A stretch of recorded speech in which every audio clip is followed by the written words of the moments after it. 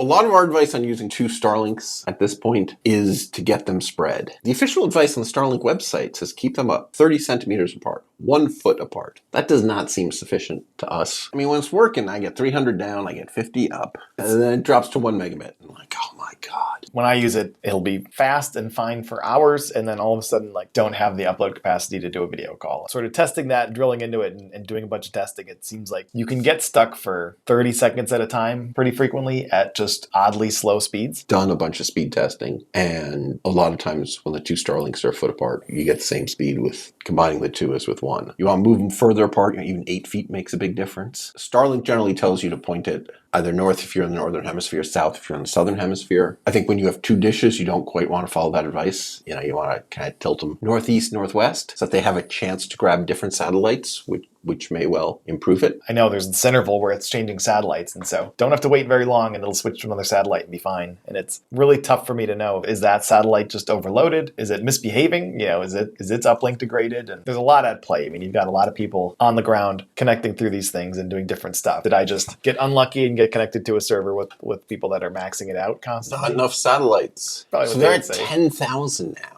And they're going to 15,000. They got permission to put up another 5,000. They've been at the 550-kilometer orbit. They're moving them all down to the 480-kilometer orbit, which is interesting because it only cuts half a millisecond off their latency. But it actually looks like it ought to boost their signal strength 20%. The distances are funny because it's an area, but the latency, it's there and back. And they got another orbit way down at 350 kilometers, which is going to be even stronger signals. But of course, now the satellites are getting so close to the Earth, to get coverage, you're going to need even more satellites, right? Every Starlink takes the same IP address by default, 192.168.100.1, and the app connects that address. If you have 2 Starlinks, the app only connects to one of them and only uses one of them, and that's a problem. But Speedify can keep track of multiple Starlink dishes. If you have 6 Starlink dishes, you're not using the Starlink app because it doesn't know what to do with all of those dishes. So yeah, we're doing a lot of the stuff that the Starlink app already does, but we can do it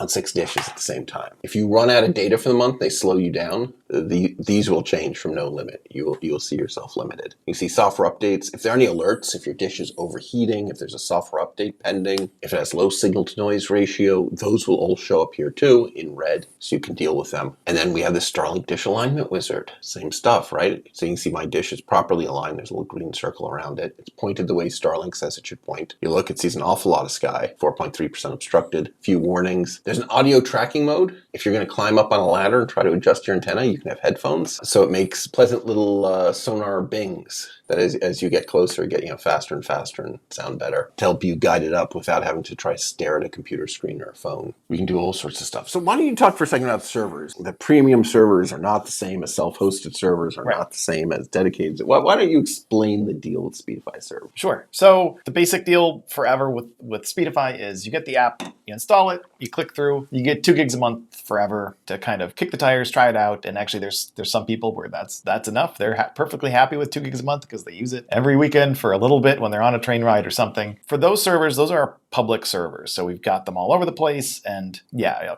all of our users that are on that sort of 2 gig free plan, they are on those public servers. So if you subscribe, if you have a team license, any sort of license, you'll see an additional set of servers added in there that are premium servers that are only visible to paying customers. And then if you want to go a level up from that and really have your own dedicated resources, the same IP every time and not deal with other people on your server, you can buy a dedicated server from us. And then most recently, we launched self-hosted servers. And one of the features of self-hosted servers is you can name them anything you want. You don't have to have, he names things, North Virginia 17. That's the sort of creative he is. But once you have a self-hosted, you can name it Proderbluts, if that's a name that amuses you. So yeah, those self-hosted servers, that's out now. And so one of the nice things too is if you're on like a router plan that has kind of limited monthly bandwidth, if it's going through a server that you're hosting, we don't count that. Yeah, people especially using routers and a self-hosted server, that's a pretty nice setup. And so that self-hosted server is just a Docker Compose stack. So we've got information on there and it's pretty easy just to drop the Compose file on something with Docker, do Docker Compose up. It gives you a link or a QR code. Actually, multiple Starlink dishes is a brilliant feature. Should I use Ethernet wired connections to make it work? Yes, I would totally use Ethernet. If you don't have enough Ethernet ports, USB-C ones are good. They can go gigabits. 1 gigabit is enough to take full advantage. Gigabit Ethernet to a Starlink. It's good. That would be my advice. Get wired to them. Could a satellite theoretically reach indoors with a big enough terminal? Sure. I mean, it comes down to power and frequency, and that's what it comes down to. I mean, a lot of times satellite is up at like 4.8 gigahertz or something crazy, or 12 gigahertz or whatever, and that's not going to go inside. But there are different bands they can use, and so that's what it comes down to. Yeah, frequency makes a difference, but mostly I think power. Once upon a time, I found a study, and I don't know how accurate it was, where they took all these radios. I had a table where like how much you lost going through a brick wall, how much you lost going through a concrete wall. It's big numbers.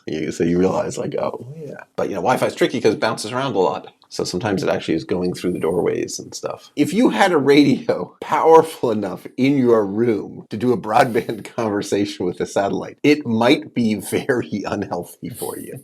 The radio that's powerful enough to blast through a brick wall and then a wooden wall and then a slate roof and then 400 kilometers and then get picked up and still deliver megabits. You probably don't want to be close to that thing. Fair enough, right? Antennas go on roofs, both to get them better signals since they're not right near you. In conclusion, I want you to subscribe for more tech talks like this.